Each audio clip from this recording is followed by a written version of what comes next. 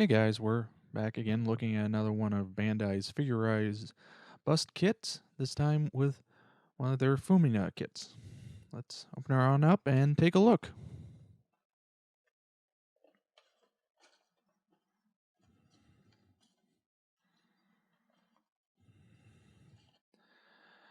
So, to start out with, we've got parts for main center section of the torso, one of the sides, the base, and parts of the arms. Arms are done in two half pieces, split between sprues, and we also have our neck part.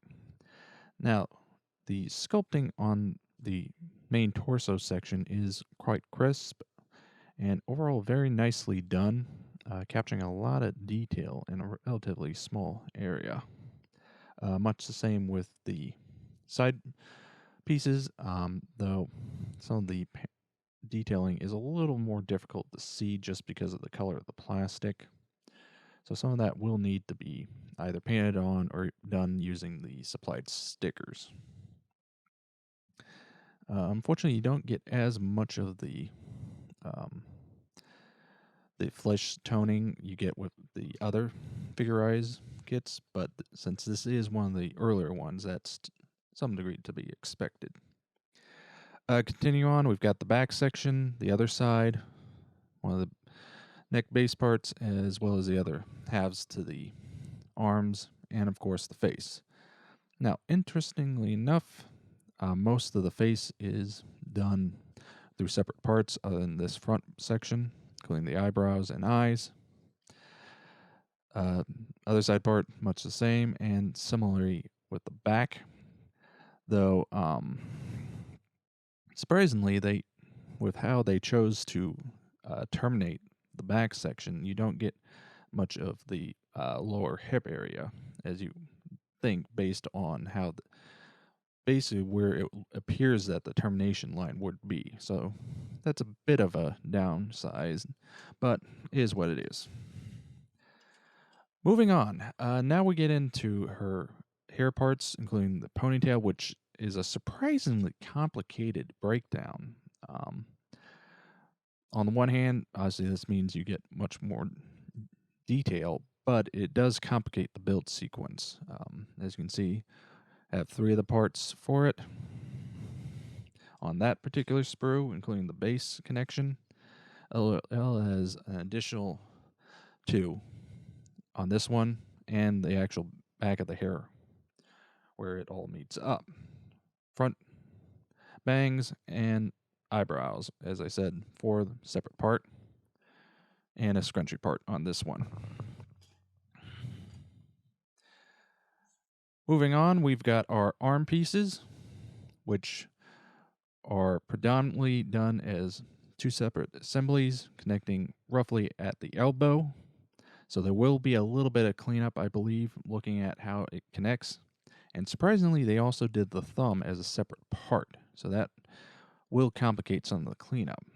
But beyond that, the sculpting is quite nice. A little bit of paint will add a lot more subtlety to the skin toning, I believe. But overall, not a bad job here.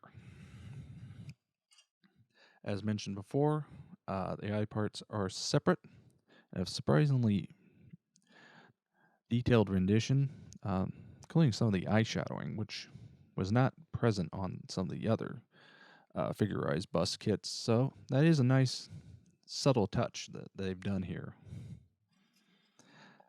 Lastly, we've got our base part. It does include a little space for a placard, which is a nice design inclusion. Not something they need to do, but it's nice to have. Beyond that, the base is pretty simple, so that's both good and bad. It does mean you get more options if you want to add to it, but leaves you without any readily done. Let's put these back, and we'll move on to the instructions. Oh, before I forget, kit is supplied with a couple of stickers. Again, they're typical Bandai stickers. They're not the best, but not the worst. So, something to be aware of.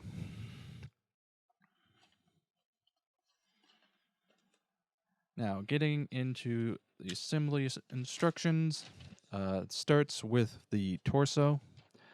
Again, there's nothing really got you at this point. Starting at torso, moving on to the arms and connecting them up. Again, as I said, it connects at the elbow, so there will probably be a little bit of cleanup there. And from there, it moves on to the face, and this is where it does get a little complicated, especially with assembling the ponytail, since there are a decent number of pieces to it. From there, it's just bringing everything together and adding the base. So overall, pretty straightforward and simple instructions. Nothing really that's going to jump out and cause problems. Just be careful putting together the hair pieces, as that's probably where, if you're going to run into trouble, that'd be the spot. So overall, it's not a bad little bust kit. There's a little bit of challenge with the hair, but it's a manageable challenge. Definitely one I would recommend if you want to experiment with figure modeling some, as it's a decent size, so you're not having to deal with any fine detailing, and it's relatively cheap at around 10 to 15 bucks.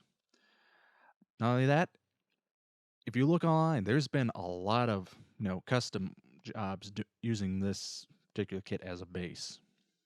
So it's, in a lot of ways, a great blank slate. In some ways, I would compare them to the little petite guys with just how much you could theoretically do with it. So that was a look at Bandai's Figurerise Bust of Fumina from Gundam Build Fighters Try.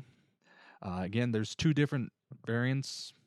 This is just one of them. Eventually, we will look at the second, but that'll be for another day. So, until next time.